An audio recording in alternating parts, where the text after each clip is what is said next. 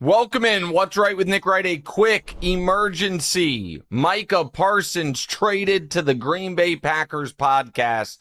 And something that a year ago would have been unfathomable, 6 months ago incomprehensible, started to feel possible, well, when Micah demanded a trade and then gained some momentum over the last week, and then in a flash, it's happened. A generational pass rusher, in my opinion, the best young defensive player in the league, and maybe just the best defensive player in the league, is traded away in a seismic move. We will get to the Packers piece of it in a moment. The short version is, there is now more pressure on Jordan Love than any other quarterback in at least his conference, if not the entire league.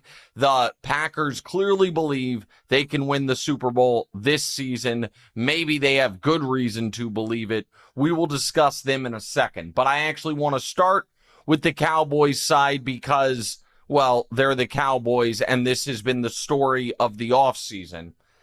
And I am not going to defend trading Micah Parsons holistically. I understand every single person has the same take today, which is Jerry blew it. And to a degree, that is correct. But the question is, as the Cowboys woke up yesterday morning, what were their best options? Now, they should have never gotten themselves in the position they were in. The right answer here is, the moment you have the ability to sign Micah Parsons, which was a year and a half ago, you signed Micah Parsons. Had they done that, had they gotten ahead of it the way their divisional rival Philadelphia Eagles always do, the way the better teams in football always do, Micah would be sitting here on a long-term deal that averages around $34 million a year. That's what they could have done. Just 18 months ago, the pass rusher market, going into last year, there was one guy making more than $30 million a year as an edge rusher, and it was Nicky Bosa. Chris Jones missed a game and held out. I know he's not an edge rusher, but he's kind of a special D tackle. His deal was shocking at $31 million a year. The right thing to do was to sign Micah a year ago. They didn't do that. That's on Jerry. That's a mistake. But there's nothing one can do about that mistake.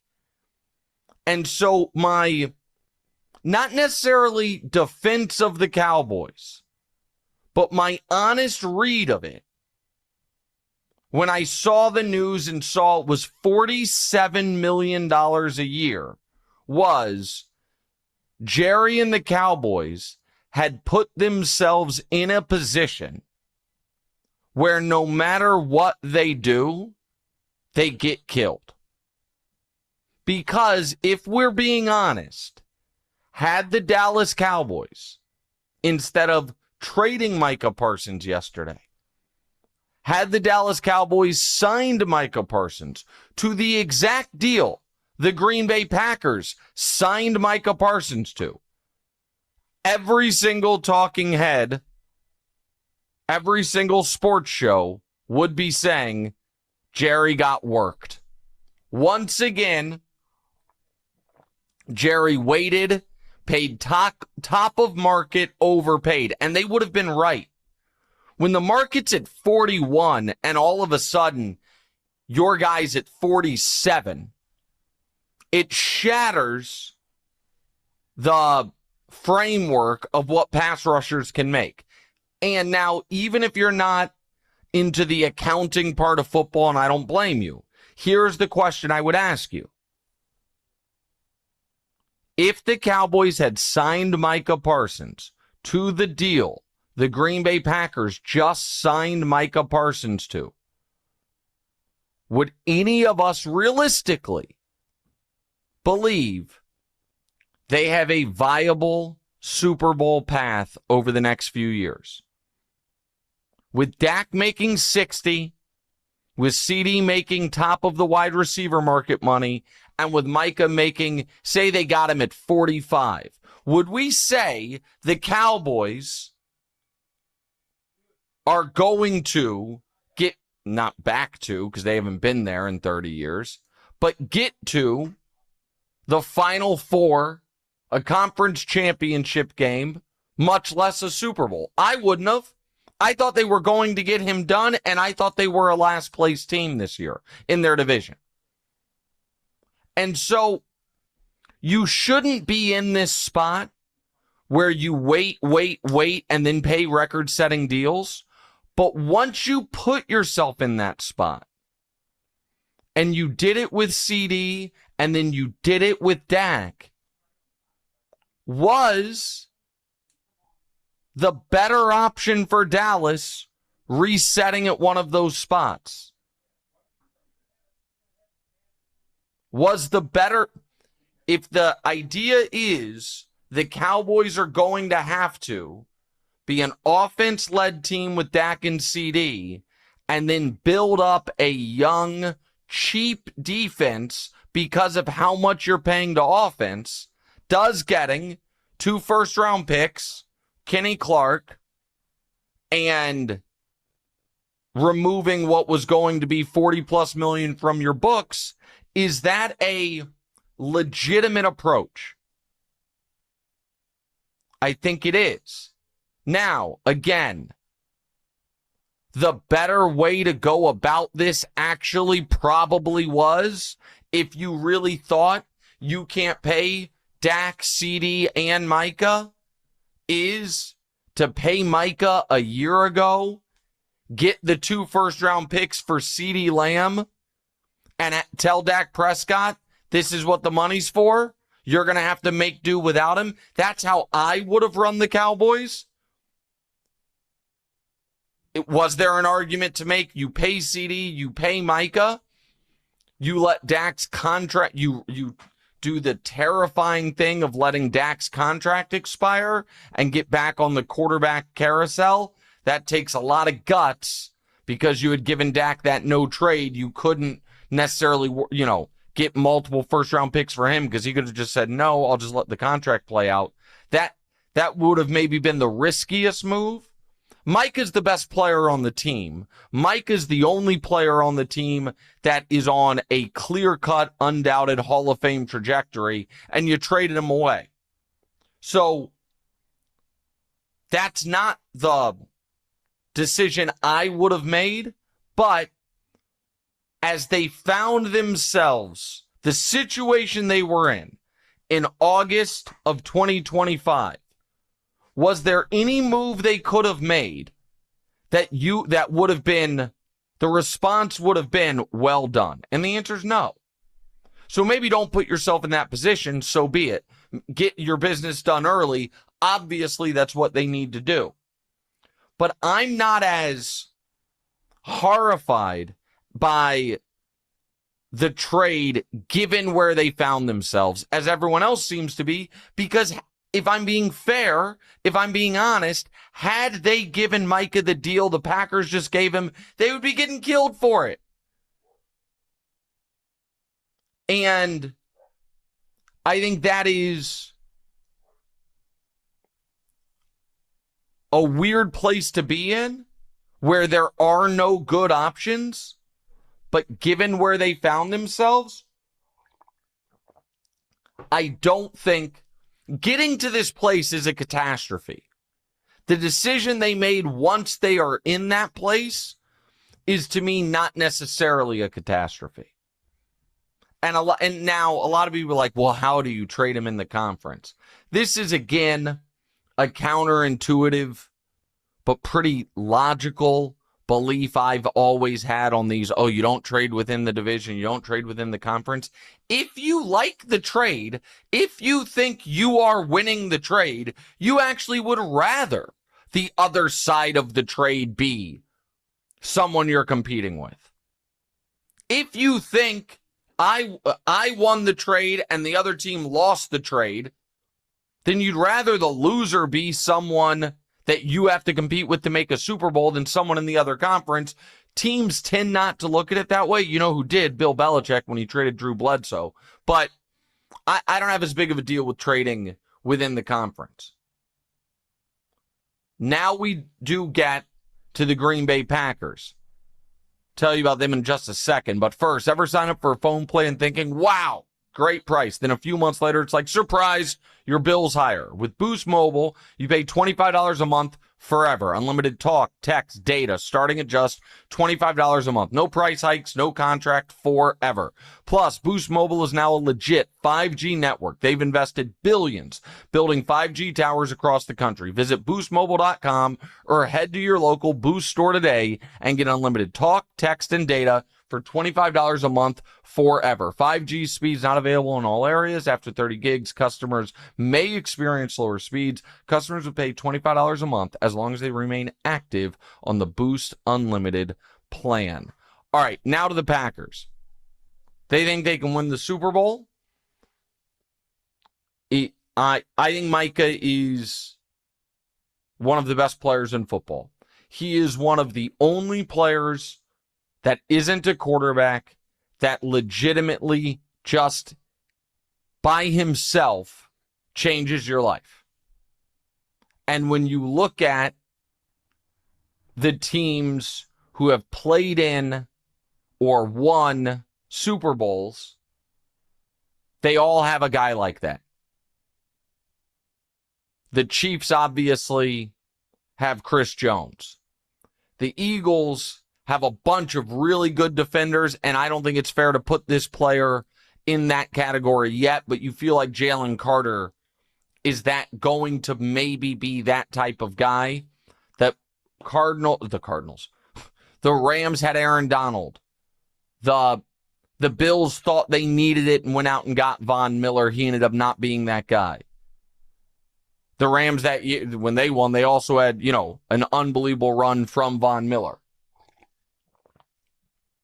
Having a game-wrecking presence up front changes your life in the NFL. There aren't that many of them. There are none his age with his level of production. And Green Bay had done a really good job of acquiring good players. Green Bay had not done a great job of acquiring great players. And it's very hard. And this is very unlike Green Bay. Trading away draft picks, paying top of market. It's obviously they signed Reggie White famously. Obviously they signed Charles Woodson famously. But they didn't have to trade away draft picks to do that. This is as aggressive of a move as a team can make. And it's the most expensive way to acquire a player by a mile. This is more Barnwell's territory than mine, but when you do the math on the surplus value you get from first-round picks that you now won't have, and then add that to Micah's salary, that $47 million is effectively closer to $60 million a year you're paying Micah Parsons, which is totally worth it if you can win the Super Bowl. Can they win the Super Bowl? Yes. Who is now the biggest X factor in the NFL? The answer to that question is Jordan Love. Because we know how talented Jordan Love is. We also know we haven't seen a full, awesome season from him yet. Last year, he was good, but not great, dealing with an injury. The year before, he was pretty mediocre the first half of the year, and then a quadruple plus the second half of the year, every step of the way until the one awful decision late in that playoff game. Against the Niners? Yeah, it was against the Niners.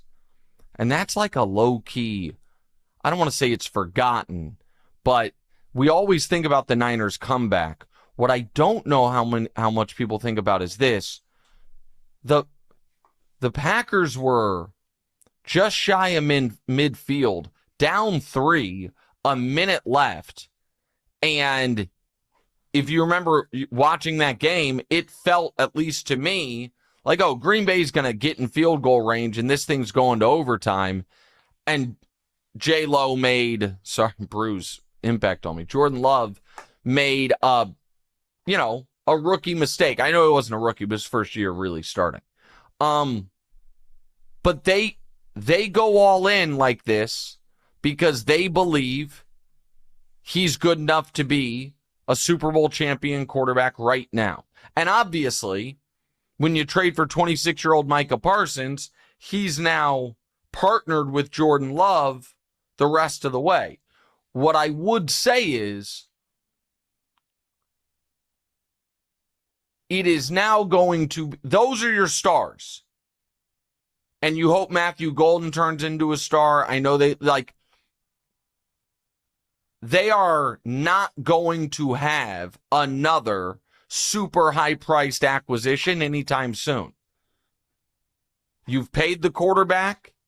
You now have what will be the most expensive defensive player in football for the next few years, probably. Next couple, at least. And you're rolling. That's your team. It is a very... If there was any question, not that there was any reason to have a question, but if there was any question on how much belief do the Packers have in Jordan Love, that got answered immediately. Because you don't make this move if you don't think, oh yeah, we have a quarterback good enough to win 4 straight rounds. Or if we're, maybe only have to win 3 straight rounds because you get the 1 seed. The schedule, obviously, for them, depending on how good you think the NFC North is brutal. But this is a seismic, game-changing player. And I had the Packers out of the playoffs before the trade. I have them in the playoffs now. But, so, that's... If you had the Packers as a really good playoff team, but not quite in the Super Bowl, this move to me, you can be like, no, they're in the Super Bowl. I had them out of the playoffs, and one of the things I said was, I don't believe in the defense as much as everyone else because I think they're a corner or 2 short, and I don't know they're going to be able to have a super impact pass rusher, but now they have one. So that's enough for, I moved them up a grade and a half based on this player. But if I had him out of the playoffs before, I don't now have him in the Super Bowl. But this is as big of a swing as a team can make. And these guys at this age don't typically come available. And, Khalil Mack did, I understand, but Khalil Mack was not Micah Parsons. Jalen Ramsey did, and Jalen Ramsey, they won a Super Bowl. It didn't end great in Los Angeles, but it worked out. While it maybe didn't end perfectly, they would do that trade again 100 times out of 100. And as great as Ramsey is, I don't think he's Micah Parsons.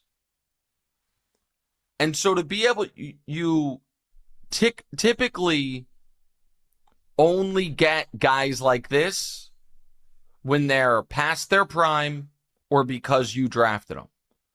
Which is why for Dallas fans who have now traded Luka Doncic and Micah Parsons in the last year have to be beside themselves.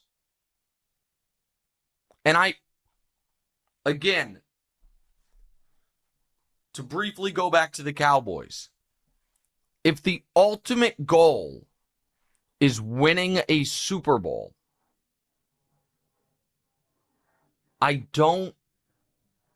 given where they found themselves, I don't hate doing this. But if the ultimate goal is winning the Super Bowl, you can't find yourself where you found yourself. You can't put yourself in this position. The other interesting note on this is, why didn't anyone else trump this deal? I think it's noteworthy that Buffalo didn't come over the top, because 2 first-round picks and 30-year-old D-tackle Kenny Clark is a good, that's a good return. But it's not at, holy shit, look at what they paid return. And Jerry said in his press conference yesterday that, getting a quality D-tackle was basically a prerequisite for this deal. Well, the Bills they just spent 2 draft picks on D tackles this year. They have Daquan Jones, who they, signed. They obviously love Ed Oliver. Like, the Bills have depth there that they could have. And when I say they signed Daquan Jones, not this offseason, but a guy they didn't draft, but they brought in a few years ago.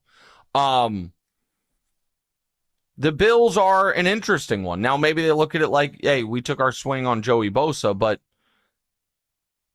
or maybe they look at it as we tried it with Von Miller, different player, different circumstances, didn't work out. The Lions would have been an intriguing one. Maybe they feel like we've got to save our money for Hutchinson. We can't do it. But I'm a little surprised that this was the absolute best the Cowboys could do. And I also think, and this is where criticizing the move is totally fair, if you're going to make this move, making it before the draft, when A, more teams I think would have been in the bidding, and B, you have certainty of what draft pick you're getting back. Where did the Packers pick last year? 18th? They picked 23rd, sorry. It's unlikely that this pick they get back from Green Bay is much better than 23, and it's on the board that it's a bit worse. And so I'm a little, the Cowboys' process obviously was disastrous. The end result, I don't think I just think if we're being fair, had Jerry signed Micah to this exact deal that Green Bay is being lauded for, he would have been pilloried for. I just think that's reality. Now, some of that he's earned himself. And Green Bay now just clearly believes we can just go win the Super Bowl. And maybe they can. They won't be my pick, but, and I don't want to, I want to be very fair with what I'm saying. This isn't a Super Bowl or bust trade this season only, because Micah will probably be in Green Bay for the next decade. And I'm happy for Micah that he got this money and that he stays with a blue chip franchise. And it'll be very interesting going from the franchise that has the most kind of non-football stuff going on around him to the franchise that has the least. And Packer fans will effing love him. Micah Parsons, a Green Bay Packer. Talk about it more on the TV show in a bit, and see you guys on Tuesday. What's right?